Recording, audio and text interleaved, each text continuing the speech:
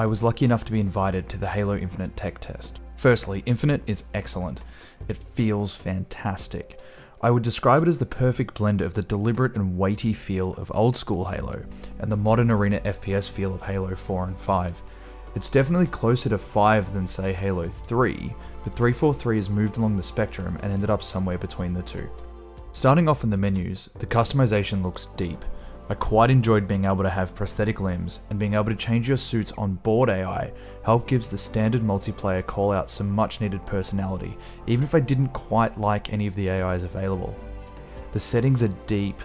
Almost every single element of every single facet of player input and UI is customizable.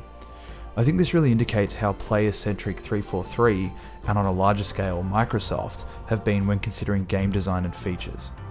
Onto the gameplay. This game feels fucking great. As I said earlier, they've blended that smooth, responsive movement from the later Halo games, but given it the weight of the earlier Halo games. This is really important. What set the classic Halo games apart from other modern FPS games was that weight. However, rather than regress back to that, they've clearly built on the design shakeup that started in Halo 4 and was realized with Halo 5. It's nice to see a commitment to that niche from 343. Halo should offer a point of difference from other modern FPS games. The gunplay has been redone somewhat from Halo 5. Halo 5's guns had the tendency to feel like toys. The guns in Infinite feel like guns. The ever-present assault rifle has a bit of grunt to it, and the new sidekick pistol is the perfect balance of precision and punch.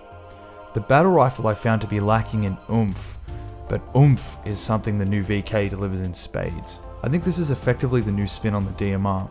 It's a little finicky, but when you hit the sweet spot, it really delivers.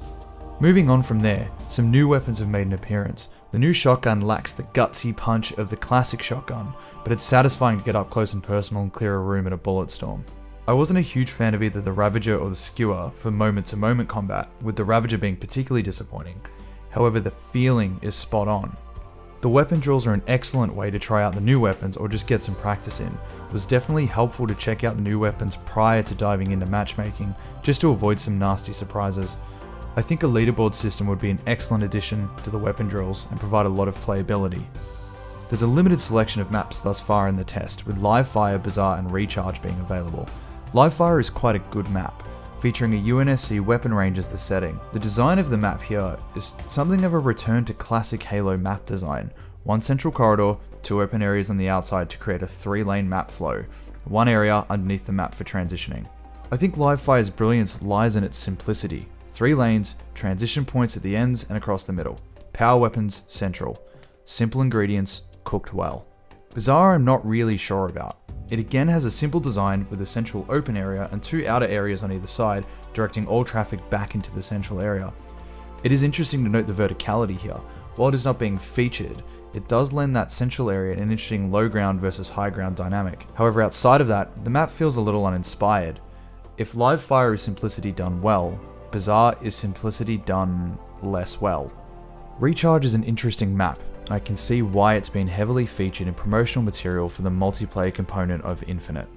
Like Bazaar, it is built around an open central area, but now the verticality is a feature of the map, which clicks everything into place. Power weapons are dotted around the central area, but the level geometry gives an advantage to players in the open area, whilst players on the high ground can be holed up and hemmed in with limited fields of fire. It allows the returning clamber mechanic a chance to feature, and really brings in movement as a game mechanic. I found most firefights on this map came down to positioning rather than time to kill advantages. Ultimately, Halo Infinite's multiplayer component seems every bit as good as advertised. I had an absolute blast.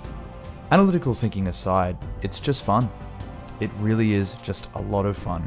It's taken every good part of each Halo and meshed them together while doing away with the elements that hindered 343's attempts to evolve Halo. Simple ingredients, done well.